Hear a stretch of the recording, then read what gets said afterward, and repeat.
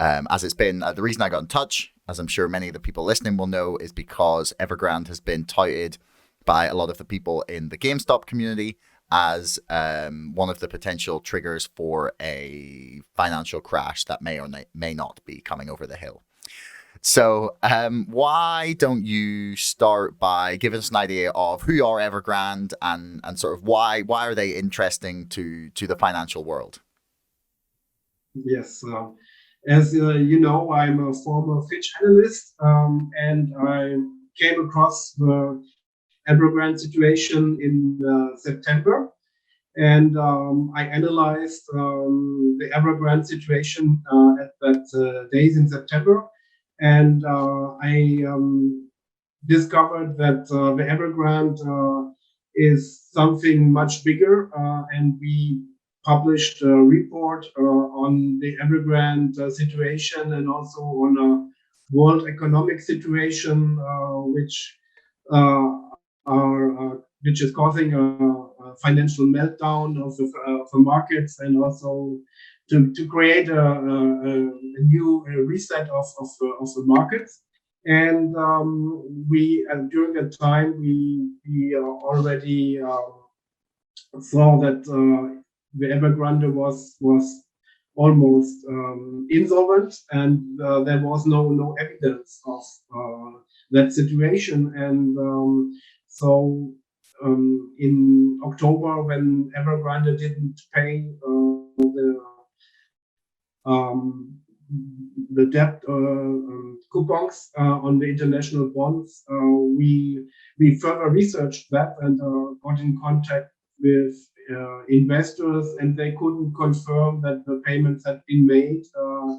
So we decided to become a bondholder ourselves, to get evidence then in November if the bond payments have been made or not made.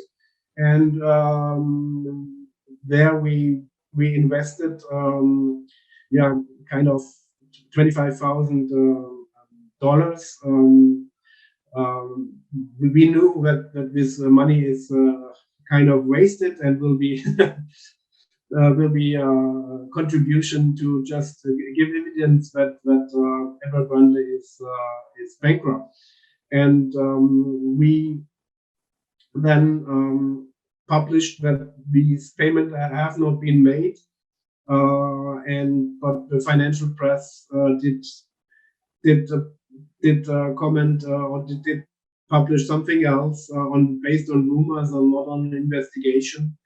And then we decided to start an insolvency petition. I went to with my colleague Michael to the Caymans. We hired some local lawyers and started the insolvency petition, to draft an insolvency petition. And but doing that, we got some obstacles, some difficulties. But I maybe this is another question and another update. But in the meantime, what happened is that officially Evergrande defaulted on the international bonds.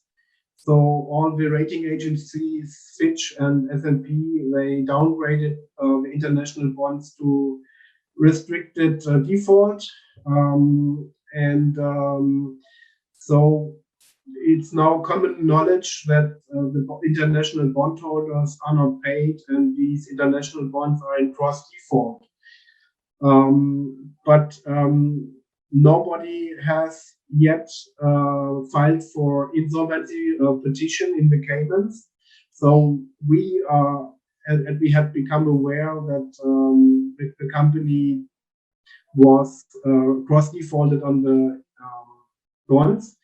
We called for other investors to join us to file the petition, and also the directors of Evergrande, they have the obligation to file for insolvency their own, and now they did not so far.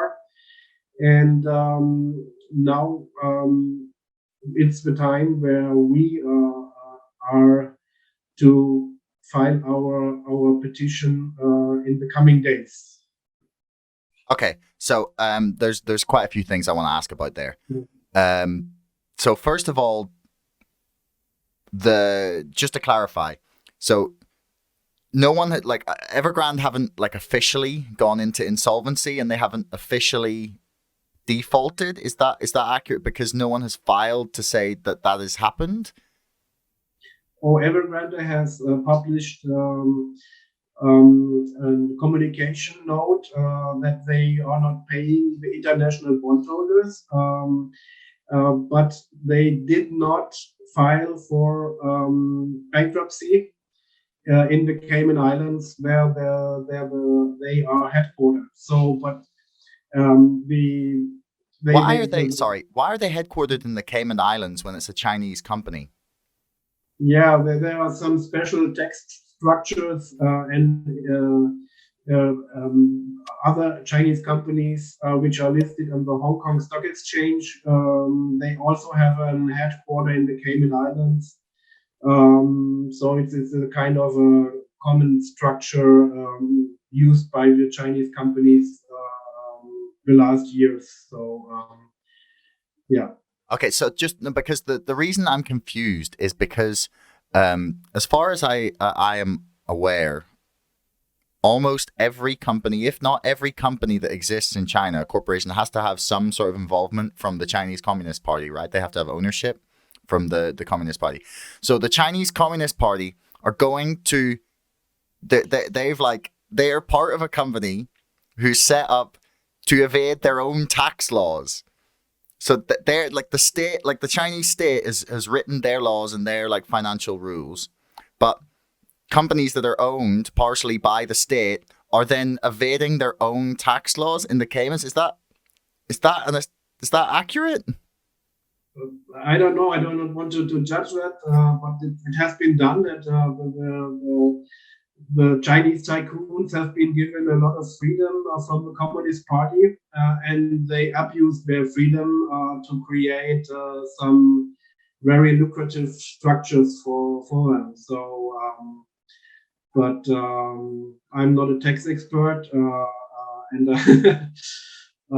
but it's definitely not the right way. And so the Communist Party has taken action and has taken over the control of Evergrande. And it's quite clear that the international bondholders will not get paid, and they are making all to save the onshore bondholders. But so yeah, even that it's a challenge and not feasible right now. And so the international bondholders, it's quite clear that they will not be paid. So it's not understandable that we are not supported by other investors so far. We contacted a bunch of them, but did not get a reply, and so now we decided to go further with our bankruptcy petition. But as I mentioned before, we got some obstacles. So the lawyers we hired when I was in the Caymans on the 22nd of November, they promised us to file a bankruptcy petition very quickly. But then after some days, they found some explanations to postpone that. And so what I found out right now is they had a conflict of interest with an IPO they did as an advisor on this on the London Stock Exchange of a Singapore company issuing a rate. And so at some point they had no interest in submit this petition, and we had to hire other lawyers, and we have done so. And currently, we have the petition ready to be filed, but then there's another obstacle. You have to name insolvency coordinator if you file a petition. But nobody wants to be an insolvency coordinator so far. So I will post this today or tomorrow. We are officially looking for somebody to become a global insolvency coordinator for our insolvency petition. That's the only thing missing to submit the petition at the Cayman Grand Court so far. Okay, so I've got two questions about that. So, first off, what was there? Have you been given explanations by anyone as to why they don't want to be the insolvency coordinator, or that they don't want to be a part of filing the petition? We went through that with our old lawyers some weeks ago, and they found after 2 weeks they found somebody, but then they didn't go further that route, and now we have the same process, and the problem is that international law firms they fear that they lose mandates in the future if they accept that mandate, and if it's not successful, they are fearing that they are losing more accepting that role than they can benefit from. That's the issue. Okay, right. So But then, I'm sure we will find one and we'll finish our job. thanks for making it all the way to the end of the video. Don't forget to like, share, subscribe, and leave a comment for us in the comments below. Let me know what you thought and if you'd like to see more of this from the show. Thank you, and we'll see you again next time.